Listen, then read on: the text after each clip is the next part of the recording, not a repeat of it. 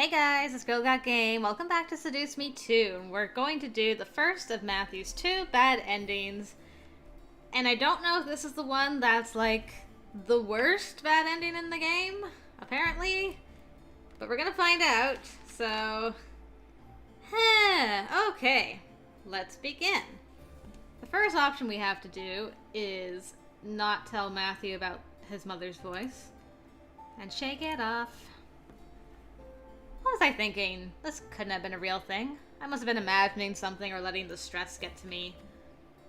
I held my head inside, shaking it gently. It's nothing. It's just... Hey. Matthew stood from his seat and walked over, gently wrapping his arms around me. I instinctively leaned into his embrace, but looked up at Matthew's face in confusion. You know, you can tell me anything, right? Aw. I know.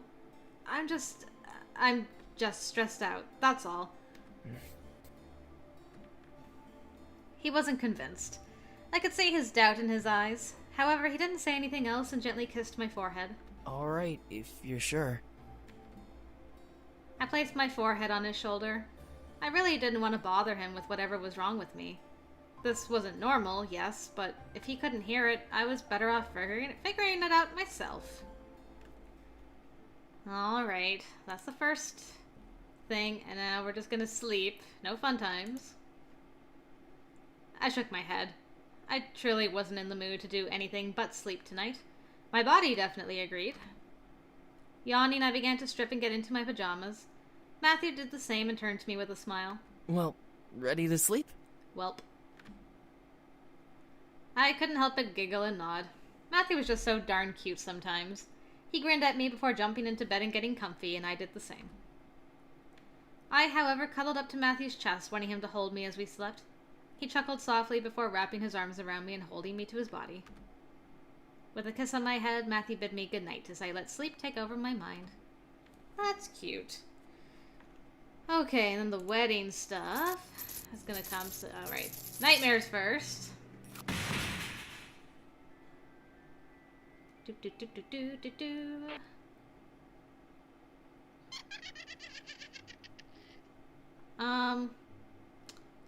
And I'm actually just gonna say it because I'm curious. My notes say to go to the bathroom again, but I'm like, what if we went to, like, the office?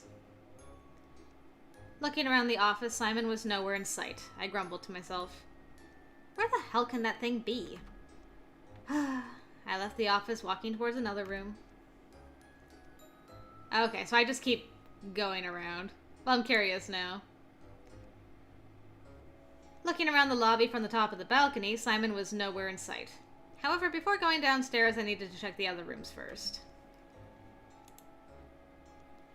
Looking around the library, Simon was nowhere in sight. Ah! Okay, so it always goes back to the bathroom. Okay, so we're in the bathroom. And this time we close our eyes instead of trying to get it off. I closed my eyes. This was a mistake. This had to be a dream. I was dreaming and I needed to wake up immediately so that I could find the rings and get married. Please let this be a dream.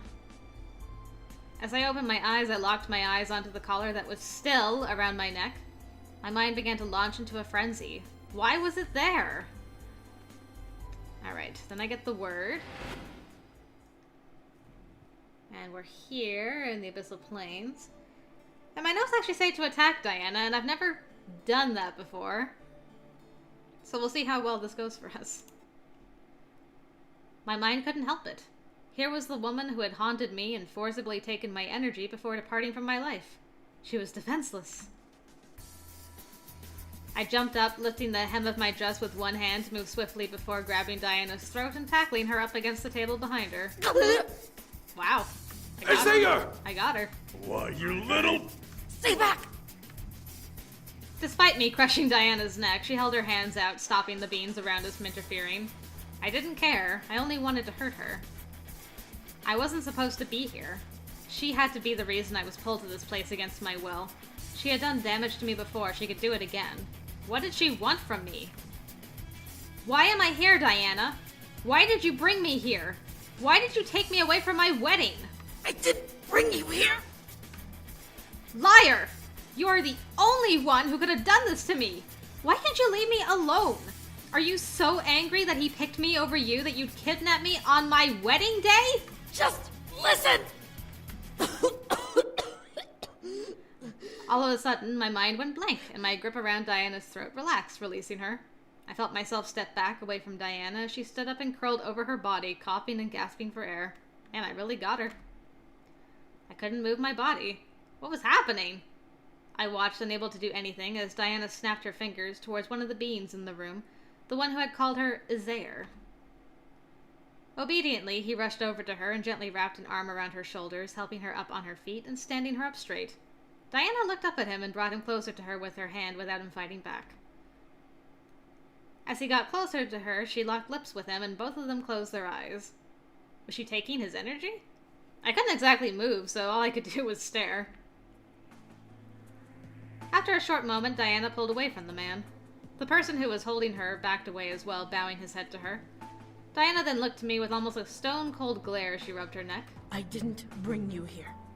The Demon Lord, the boy's father, tried bringing you to his castle, and my servant interrupted the summoning, bringing you to me instead. You should be thankful that you're not dead right now. I didn't want to believe her. Why would she care about me? She could kill me now and take the boys for herself, just like she wanted before. Diana stared at me and sighed before snapping her fingers and releasing me from her spell. I staggered on my legs, not feeling control over my body, but before I could attack her again, Diana held her arms out to her sides. You may attack me again if you wish. However, I promise that hurting or killing me will not take you back to where you came from. I eyed Diana, not knowing anymore if she was lying to manipulate me or actually telling the truth. There was no way to know with her. If she really didn't bring me here, then she was still responsible for keeping me. Send me back. Are you calm? Why are you even bothering with her, Succubus? She's a human. Shh! Let them figure it out! Indeed, the faster this gets settled, the faster we can get back to our council. I kept my eyes on Diana, not wanting to trust her, but having to anyway. This was beyond wrong, but I had to go along with it in order to get back. I nodded to Diana, and she sighed softly in relief. Okay, well that was really interesting. Alright, let's skip. Skip, skip, skip, skip, skip. This isn't gonna work. Just say okay. Just say yes. Good. Do you not know how A to good knock? rest is always important, especially to humans. Okay, and then I'm gonna explore and then come straight back. Right. Head back. Heading back was my absolute safest option. I didn't want to risk getting lost. I spun on my heel and walked back towards my room. When I arrived, I sat on the edge of my bed, now wondering what to do. I fell back on my bed, unsure of how to pass the time. Okay. So Rabbit still comes and visits, even if, I go out first. Interesting. I'm not eating the pig imp. Nope. Nuh-uh. Okay, so the boys are gonna come soon. Do. And all their wives, of course. And this time, I just say, Matthew! I pulled him towards me, causing him to gasp and look over to me before I wrapped my arms around him and hugged him close. It's okay. He's with me. I looked at the fairy, seeing them puff out their cheeks in reaction to my actions and words. Matthew, however, wrapped his arms around me again and hugged me tightly. Okay. My thing says say the curse. I don't know if that actually influences anything, but I might as well just follow my notes, right? As much as possible. The curse.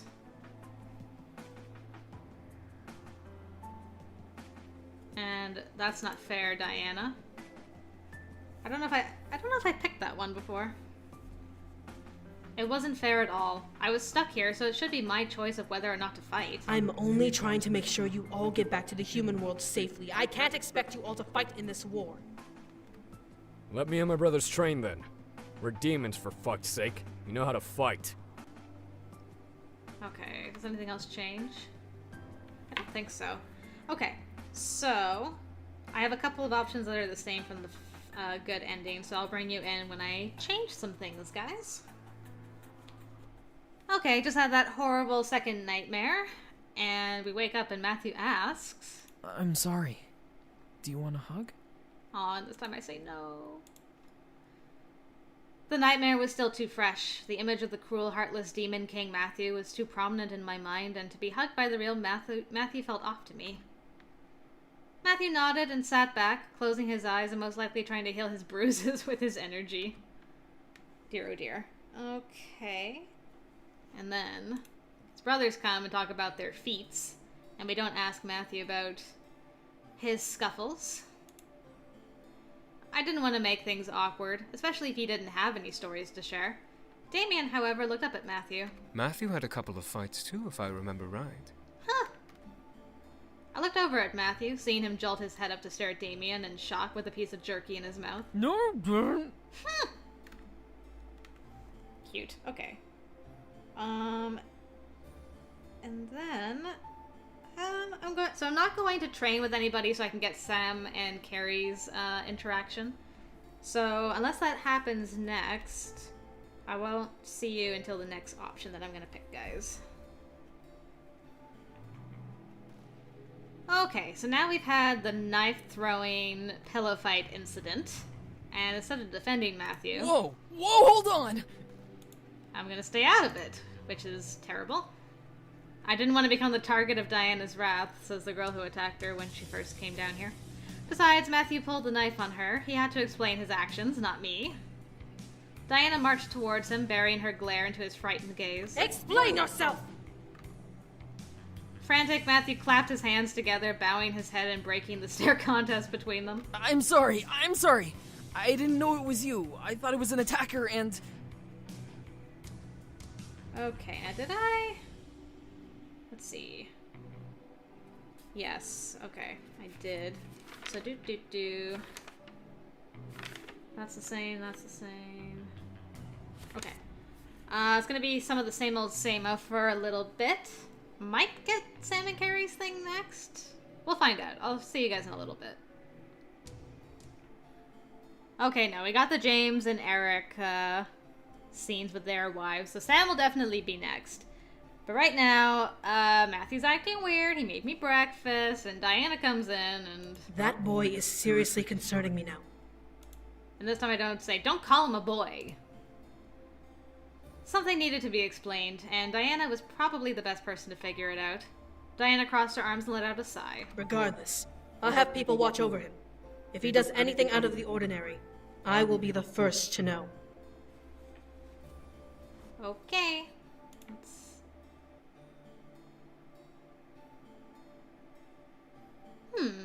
This is new. I decided to train with, Mirth. So, I wonder what's happening here. Training was rough, but my body knew that it had to be ready for the journey and battle ahead. Staring into the skies, I became enamored by the darkening purple tint. As I prepared to head inside, knowing that I had to find cover before it became totally dark, a rustle in the tall bushes near the castle walls caught my attention. Oh, this is probably the Sam and Carrie thing, isn't it? What the... I slowly inched my way forward and moved the brush aside, watching as two figures darted off into the forest. Determined and curious to find out who they were, I began to pursue them. How we got out of the castle without no one seeing us? I don't know. Sneaking through the trees was no easy task, but I managed to keep my distance and keep the shadowy figures in my sights before seeing them stop by a collection of trees, with one leaning up against one of the tree trunks and the other curled over their legs, gasping for air. Hey! Slow down, you big dork. Huh? I knew that voice. I focused between the brush of trees and bushes to concentrate on the figures, finally able to figure out who they were. Ah, there they are. Leaning by that set of trees were Sam and Carrie, with him smirking at his wife who was panting for air. Oh, what's wrong? Too fast for you? Noticing the obvious innuendo, Carrie pressed her lips together, unable to stop the giggles from making her body shake from holding them in. Mm-hmm. Too fast. Seems to be a problem of yours. Oh, come on. Do you want me to carry you all the time? It's not even hard. That's what she said. You guys are the worst. Ugh, that's not... I did it! Ugh. I couldn't help but silently laugh at the two of them. Sam and Carrie were perfect for each other. They were both feisty, and despite having their differences, they were madly in love, showing it with every laugh and kiss they shared. I was extremely happy that Sam and Carrie had hit it off so well, remembering how hilariously they had met and how their journey to eventual marriage came full of excitement and energy. Despite her jabs at her husband, Carrie naturally gave off an older sister kind of aura, and she was always doing something to take care of the Incubus Brothers, their wives, and me. She truly made us feel like family, and Sam loved to brag that he had the best woman ever at his side. Still, I was particularly happy for Sam. He really seemed to have it rough in the human world for a while, and had even talked about returning to the demon world after his 4 brothers settled down. When Carrie came into his life, though, he seemed to change his mind. Okay, I'll stop. That's what you get for making me run. Come on. You know you love me, you doofus. Yeah, I do, but I'll fight you anyway. Now come here. Carrie walked over and leaned her body against Sam's chest, making him naturally wrap his arms around her and nuzzle her forehead. They smiled happily at each other as Carrie wrapped her arms around his neck. So, what's this about anyway? Did you just want your slow-ass human wife to chase you for shits and giggles? Sam took a moment, his smile slowly fading before squeezing Carrie's body tightly and looking down at the ground beside him. Well, I wanted to, I became worried. What was wrong with Sam?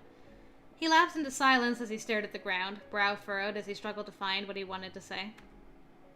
Carrie's head tilted to the side as she looked up at him, her earlier mirthful humor gone from her expression. Hey. I watched as one of her hands rose to the back of his head, softly stroking his hair. It's just me, Sam. You can tell me. With a sigh, Sam finally returned his gaze to Carrie, eyes almost pleading. Carrie. Marry me. Oh, he wants to do the, that ritual with her as well. She stared at him in confusion, lips parting to say something before she froze. Her expression slowly morphed into shock as she realized what he meant. I remained confused, not sure at all what he was talking about.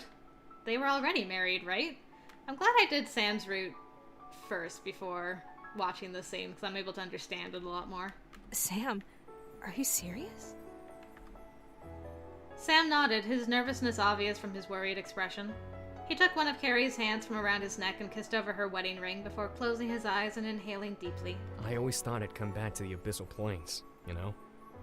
I never felt like I belonged in the human world like my brothers. So I figured I'd eventually come back. Maybe kick my old man's ass while I was at it, but...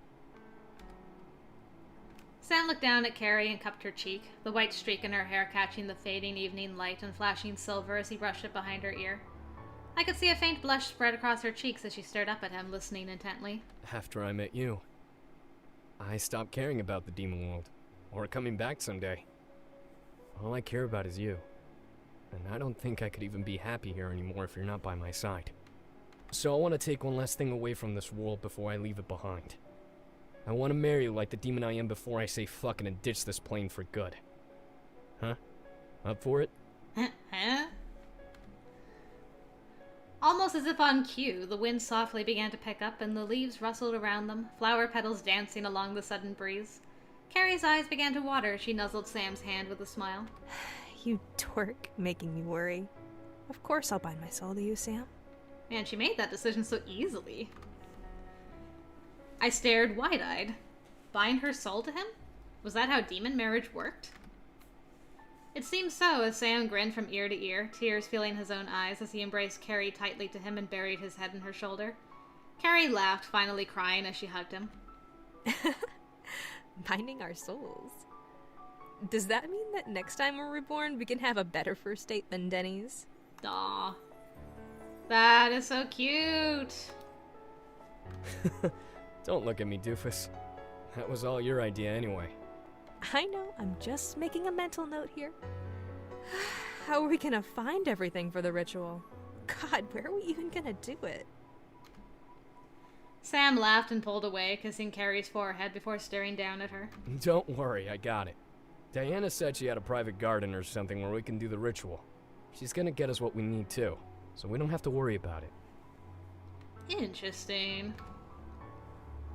Carrie smiled and lightly poked Sam's forehead. I seem to recall you having nothing but nasty things to say about that crazy bitch before. Is she finally growing on you? Oh, for fuck's sake, just shut up and come here already.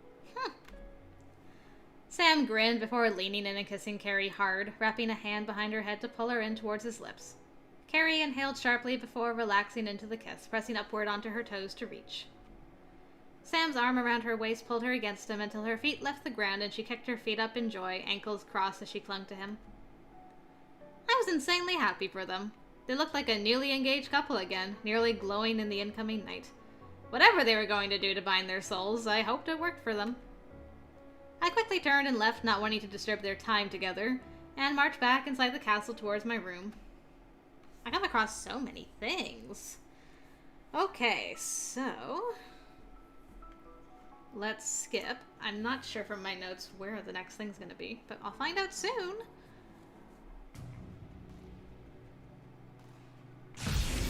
Right, the barrier.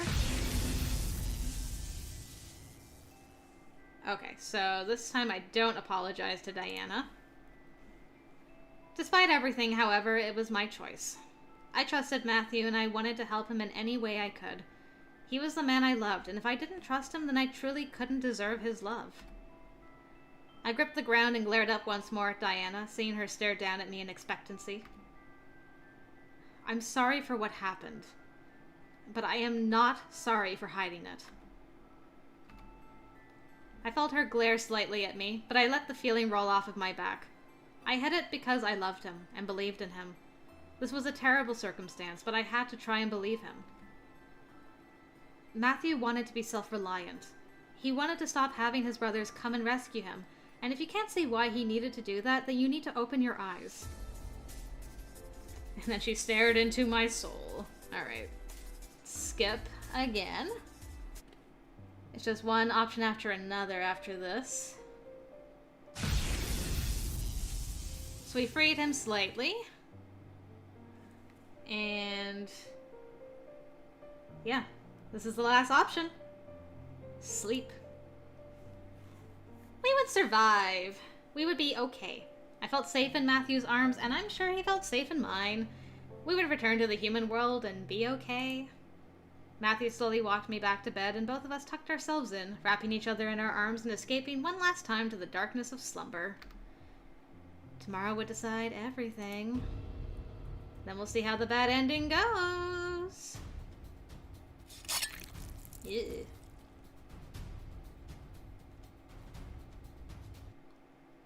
Matthew still had nothing to say. There's Mom, dearest. So what happened? Oh, so Matthew vanishes. Huh? So he made contact. I quickly looked over to see Diana with a knife embedded into her neck. Multiple other knives protruded from her limbs and back like she had been sprayed with a barrage of daggers. Diana! Diana's body fell forward, landing with a disgusting thud before a fresh pool of blood began to drain from her onto the floor. In front of her, however, was a crazed-looking Matthew. His lips drew across his face in almost a psychotic grin, watching Diana's body bleed out as he chuckled quietly to himself. Now that is a perfect son. Oh, you're still alive. Oh, great. I'm with both in-laws now. Matthew? Matthew turned his gaze to me, licking his lips hungrily. Who's that? My name's Zekiru. I couldn't believe my ears. What was happening? Why was Matthew doing this? Because we only had fun times with him once, Angel. Matthew cracked his neck before licking his lips and calling out. Racer, Uzeres, Omaris, Ezreal. Oh man, you called your brothers too? One by one, each Incubi brother appeared in the throne room, mid-swing from a fight, but stopping at the new situation. My mind froze. They were separated from their wives now. What would happen to the girls if their Incubi were here? Matthew, what is the meaning of... This is why it's the worst one! No, you guys didn't warn me enough. I'm not prepared. James didn't get to finish his sentence as a knife flew through the air and landed straight between his eyes with a terrifying thud. The blade's end protruded from the back of James's head as the light died from his eyes. James! As James fell back and landed on the marble floor, the others looked at Matthew in pure shock. You little fucker! Sam ran at Matthew, raising his sword high. Matthew, on the other hand, bounced a knife in his hand before chucking it at his brother. Sam swerved to the side, dodging it, but ran up against a vanishing afterimage. Before my eyes, Matthew's new blade appeared in Sam's body, rammed through his back and chest. I felt my heart sink into my stomach as I watched Matthew pull his sword back out and swing at Sam's neck, effectively beheading him. Good grief. 2 down, boy! When did Matthew get so strong? Matthew laughed hysterically as he turned to face his remaining 2 brothers. I felt the need to run, but my legs wouldn't move from their place out of fear. Was the Demon Lord forcing me to stand there and watch? Eric surrounded himself with his tendrils, while Damien formed a sword in his hand, both now broken over what their brother had done. This was a nightmare, but the scent of blood was too real for that to be so. This couldn't be happening. No. Rolling his shoulders, Matthew began to walk towards Eric. In reply, the older brother shot out his tendrils, aiming to skewer his corrupted younger brother. The tendrils managed to find purchase, but Matthew's body quickly vanished as if it was not ever there. Eric looked around, panicked, as did I. Where did he... No! I looked at Damien, seeing him stare horrified at the air above Eric.